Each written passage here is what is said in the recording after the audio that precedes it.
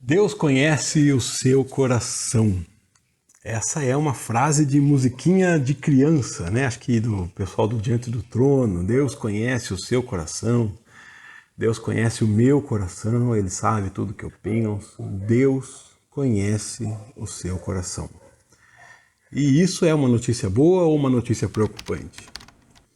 Porque é gratificante saber que o Senhor está conosco, nos conhece, o Senhor nos individualiza, né? Cuida de nós, conhece as nossas dores, as nossas lutas, os nossos problemas. Ah, mas é um problema também saber que Deus conhece o meu coração. Sabe por quê? Exatamente pelo que Jesus diz quando ele fala que Deus conhece o seu coração. Ele fala que o seu coração e o meu coração valoriza coisas que esse mundo acha importante, mas que para ele são detestáveis.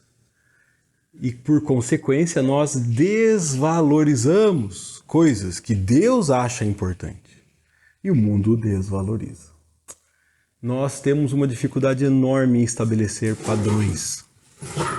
Nós temos a tendência de andar conforme os padrões desse mundo, fazer tudo o que este mundo faz, né? Eu me lembro quando lemos aqui aquele texto que dizia que os filhos do mundo, né, os injustos, eles também emprestam para ter de volta, eles também amam quem ama, quem os ama, eles também falam bem de quem fala bem deles. Mas os filhos de Deus, os filhos do Altíssimo, são chamados a amar quem os persegue, a falar bem de quem fala mal deles, a fazer o bem a quem os odeia, a dar a outra face. E isso é muito difícil para nós, está muito longe do nosso padrão. Isso nos demonstra que o nosso coração tem a tendência de andar longe de Deus, porque Deus já deixou muito claro qual é o padrão dele, né? E o que deve encher o nosso coração, que é a palavra dele. Essa meditação de hoje vem aqui através do texto que eu li, guiado pela Bíblia 365. Se você não conhece a Bíblia ainda, fica aqui minha propaganda para você, que sempre faço, né? Essa Bíblia traz 4 textos por dia e hoje o texto do Novo Testamento é o texto de Lucas 16. E aqui em Lucas 16 nós temos Jesus falando ainda para aquele público de Lucas 15. Nós vimos em Lucas 15 que Jesus estava sentado com pecadores, seus discípulos estavam lá e religiosos passam, né? Fariseus, os religiosos passam e acham estranho Jesus se assentar com pecadores e criticam Jesus. Jesus então vai conversar com eles e conta aquelas histórias da parábola que nós vimos aqui, né? Das ovelhas, da moeda e do filho perdido, do filho que nós conhecemos como filho pródigo. Mas aquela história acusa os fariseus, porque eles são comparados ao filho mais velho que está lá fora de casa se achando bom demais para sentar junto com o irmão pecador, né? E é a cena que está acontecendo. Aqui em Lucas 16, Jesus contou a seguinte história. Então Jesus continua contando história. Ele acabou a história do filho pródigo em Lucas 15 e continua contando a história, e você vai ver que ele ainda está falando com os discípulos e também com os fariseus. Lá no verso 14, ele fala dos fariseus que estão ouvindo essa história. E os fariseus não gostam da história que Jesus conta, porque a história que Jesus conta é uma história complicada, uma história de um servo que estava desperdiçando o dinheiro do senhor dele. E o senhor fala assim, peraí, eu estou ouvindo que você está administrando mal, está desperdiçando meu dinheiro, e então eu vou tirar você desse cargo. E o servo fica preocupado, falando, o que eu vou fazer? Porque eu não tenho mais força para trabalhar, eu tenho vergonha de pedir esmola, e eu vou perder meu trabalho, o que eu vou fazer se o meu senhor vai me tirar aqui desse cargo? Então ele chama pessoas que devem para o senhor dele e renegocia as dívidas e fala, você deve quanto? Ah, eu devo 100, então pega aqui, escreve 50, pega aqui, escreve 80. E aí nós lemos e falamos, pô, esse servo está desperdiçando dinheiro, esse servo tem que ser punido. Só que Jesus conta essa história e fala assim, o Senhor chamou e falou, olha, muito bem, você foi astuto, né? Você foi astuto mesmo, você teve astúcia. Então, essa história que revolta as pessoas que ouvem, é uma história que revolta os fariseus também, porque os fariseus amavam o dinheiro, amavam o poder, amavam a aparência. Então, olha o que Jesus diz para eles, no versículo 13. Ninguém pode servir a dois senhores, pois odiará um e amará o outro. Será dedicado a um e desprezará o outro. Vocês não podem servir a Deus e ao dinheiro. Interessante perceber como Jesus trata o dinheiro como uma potestade, como uma pessoa, como um Deus concorrente dele. Porque quando Jesus fala sobre Satanás, ele fala com tranquilidade, né? Olha, o Satanás vai tentar você, Pedro, né? Mas Satanás não tem poder de tomar você, minhas ovelhas estão na minha mão, ninguém pode tirá-las, né? O Pai se garante, se está na minha mão, está na mão do Pai, quem é que pode tirar? Então Jesus sempre apresenta essa segurança das ovelhas dele. Quando Jesus encontra endemoniados, Jesus simplesmente manda embora e vai embora, não tem conversa, né? Os discípulos fazem isso pelo poder de Jesus. Quando Jesus envia, nós vimos Jesus enviando aqueles 72 discípulos, né? E acontece isso, eles mandam os demônios embora, expulsam os demônios se submetem ao poder dele.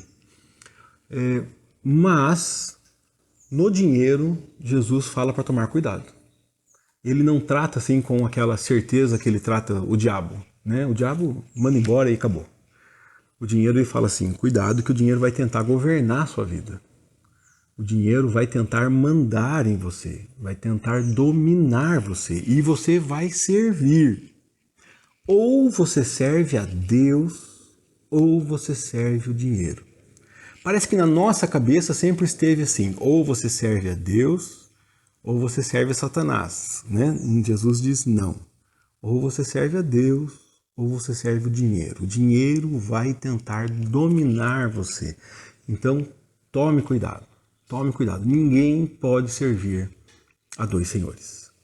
Quando ele fala isso, olha o versículo próximo, 14. Os fariseus, que tinham grande amor ao dinheiro, ouviam isso tudo e zombavam de Jesus. Ah, Jesus, você não está com nada. Que história é essa? Que história mais doida é essa? O que tem a ver o dinheiro e o serviço a Deus? Não tem nada a ver.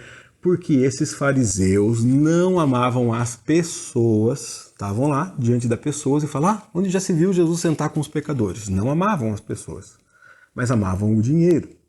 Esses fariseus ainda estão amarrados dentro da história do filho pródigo. Ainda são aqueles que não estão nem aí para o irmão perdido e que para quem Deus está trazendo vida, né? Que foi reencontrado, estava morto e agora está vivo, mas estão preocupados se o bezerro gordo morreu ou não, né? Preocupados com o dinheiro.